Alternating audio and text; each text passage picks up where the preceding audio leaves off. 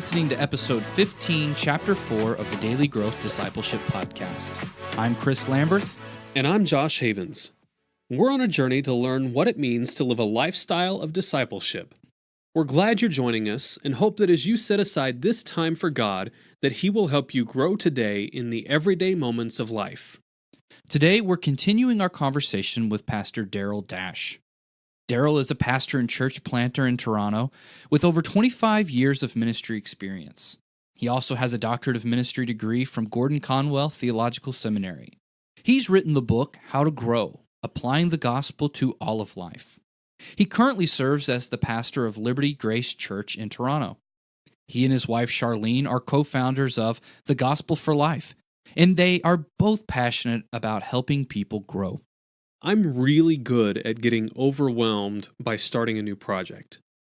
This is especially true when it comes to starting new habits for my own spiritual growth.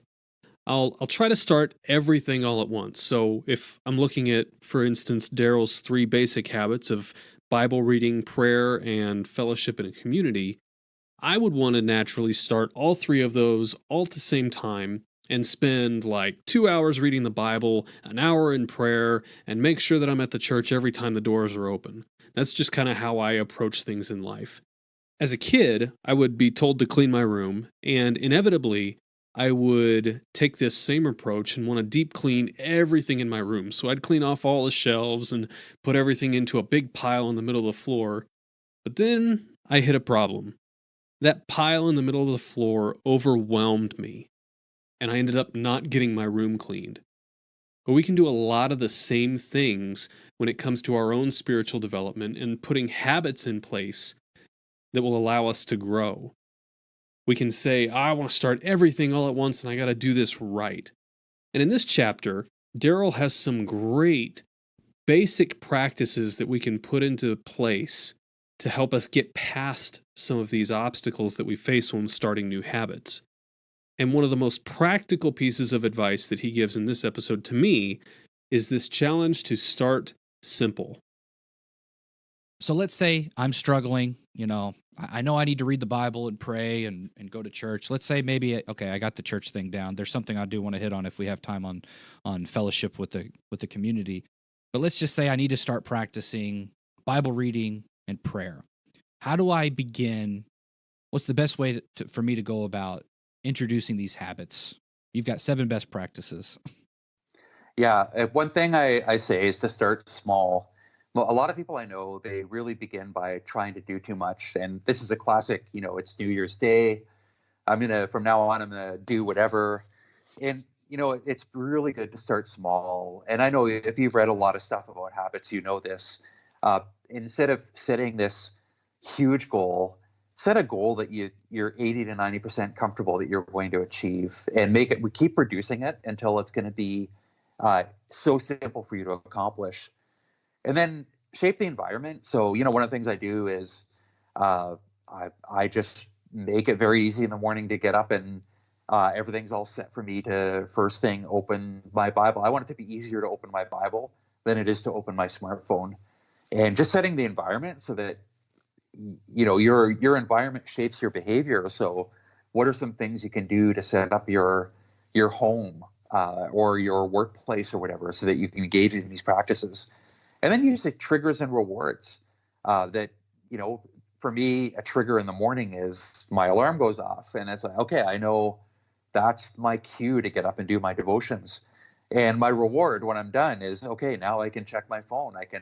I try not to do it right away, but when I'm done, then I can kind of get up and, the benefit is to know that I've spent that time with the Lord, but it helps to have sort of, a reward at the end of that as well, that your brain can latch onto as being like, okay, that was good.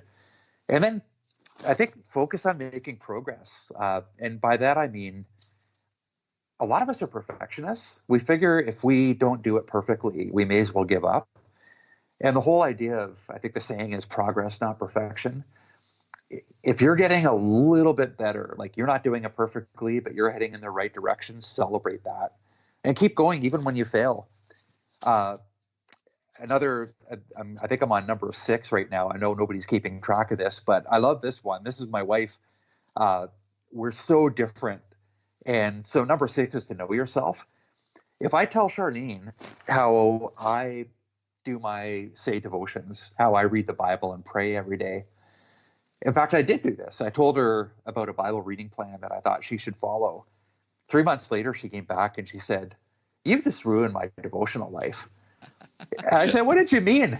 She said, "You took something that works for you and you imposed it on me. I'm completely different from you." So I think number 6 is know who you are. Like, if you're not a morning person, don't do your devotions in the morning.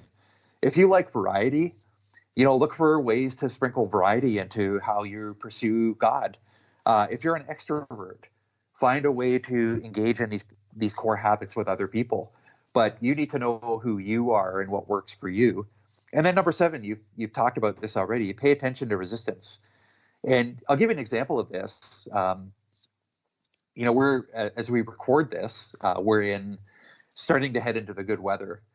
But in the middle of winter, I lose a lot of energy. And when my alarm goes off at 6 a.m, I'm like, man, why is it so hard to get up and read my Bible today? Well, paying attention to resistance is actually, maybe there's a good reason why it's hard. Like, maybe it's the middle of winter and you need an extra hour of sleep. So, paying attention to resistance is just paying attention when you feel like you're getting stuck and beginning to troubleshoot and notice what's going on so that you can adjust your habits so that they continue to work. But, basically it's all about, Duhigg and other people have written about this, James Clear recently. It's just all about building really good habits. And I think that even though many of those books aren't Christian, they're really helpful in helping us understand how to build habits that will help us grow in our walk with God. Absolutely. And they're not Christian, but they do help us understand the way God has made us, the way our brains work, the brain chemistry and anatomy, and we can really use that to our advantage. So yeah, absolutely. Yeah. I love those. Yeah. So yeah, the 7 habits, absolutely important, but none of this stuff happens in isolation or a vacuum. As much as like let me say it this way: it shouldn't happen in isolation and a vacuum. That's definitely the American church's problem, is that we have isolated ourselves, very individualistic. I'm not sure about the Canadian church as much. Maybe you guys don't have a bigger problem with that. No, we're the same. Okay. Well, fellowship within the community, though, is such an important part of these core habits. And you talked about it earlier in the book that I sort of jumped over. And I wanted to ask, what role does the church community play in our growth? Because you talk about an African proverb that says, if you want to go quickly, go alone. But if you want to go far, go together. And we try to grow by ourselves all the time, unencumbered by the quirks and demands of others. But if we want to go far with growth, we must grow in community. Biblical community is one of God's most powerful tools for growth. But what I have to ask is how do we lean into the messiness of that growth when we're in community like that and walk with others? What have you found helpful as you have done this and as you pastor others to do this as well? Yeah, I always tell people who have experienced the frustration of being in Christian community, it is messy. Like, I completely get it. It is inconvenient. It's annoying many times. I love the book title Uncomfortable recently. It's just uncomfortable. There's a cost to it. And yet there's no other way to do it. So I often think I think it was Scott Peck that wrote a really good article on the levels of community. And he talks about surface community. And then he talks about the surface community he calls pseudo community. It's not the real thing. And then you enter this level of conflict. And a lot of people enter that level because you're in the process of getting real with each other. And when a lot of us hit that area of conflict, we just back right up to pseudo community and we stay there. But he says if you persist through the mess, you get to genuine community. And once you've hit genuine community, there is nothing like it. But it comes at the cost of going through that messiness in the middle. And, I would say that's been the story of my marriage. Like, when I married my wife, we began at this pseudo community level. We kind of thought, but I don't know about you, but man, things got messy. And I kind of thought, this is way harder than I thought it would be. And then we broke through, and now I wouldn't go back. So I would say to people, like, just because it's hard doesn't mean that good things aren't happening. It could be that you're moving to that genuine community piece. And once you get there, there's nothing like it. Uh, I remember preaching on the armor of God in Ephesians 6. And one of my friends came up and he said, "You know what part you missed?" I said, "No." And he said, "You're almost preaching like the armor of God is meant for an individual soldier going into battle." He's like, "How many armies have you seen composed of a single soldier going into battle?" And he said, the whole armor of God is meant to be, it's not written to an individual, it's written to a church. We're meant to live the Christian life together. I think I say in the book, we ought to read the Bible, most of the New Testament, as not you singular, but y'all, right? Like it's written to you as a collective group of people. So, man, it's tough, but we can't afford to live the Christian life on our own. We're meant to live it together, and that comes at a cost, but it is so worth it. Yeah. One of my favorite community quotes, it came from a Mennonite. And again, so they live in these isolated small communities, and they have to really learn what it means to live in a community. And so he said, real community is where the person you hate the most always is. And then when he dies or leaves, someone else that's worse takes their place. I love that.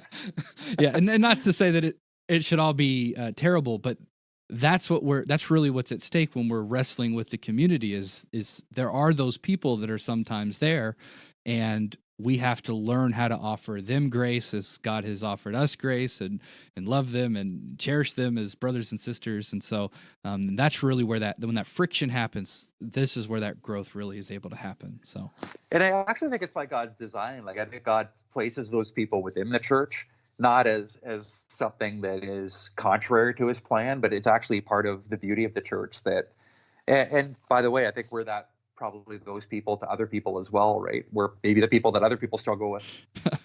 And I think that about my I think I'm that to my wife a lot of times too. Yes. So That's right.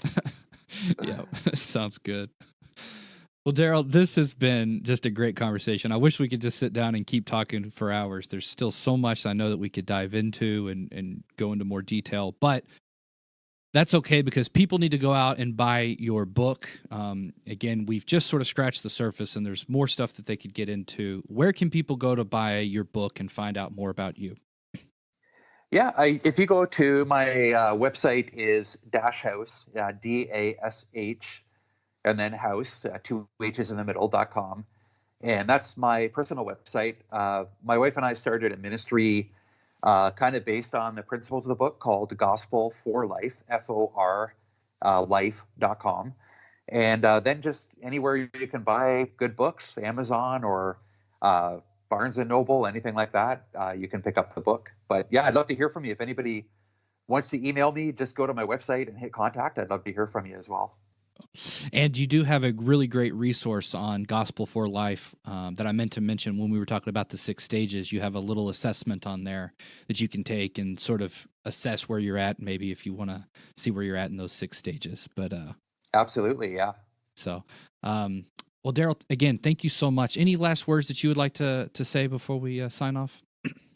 Yeah, I just want to say the one thing that I find people really believe is that God can't use them. And I just want to encourage anybody who might be listening, your life matters. God uses our weaknesses, not just our strengths. And so, I end the book with this chapter of people who've influenced me, and they probably thought they were a bunch of nobodies who had a lot to grow and a lot to learn. And I just want to encourage anybody who might be listening that God is using your life, and he will continue to use you even in your weaknesses. And I just want to encourage you that your life matters. Thank you so much, Pastor Darryl. Thank you, Chris. So as you work to create a lifestyle of discipleship and cultivate a life of growth, know this: you don't have to do it alone. We're all in this together. And no matter what your situation is or what kind of churches you're going to, Josh and I would like to send out a personal invite for you to join us in the Daily Growth Discipleship community.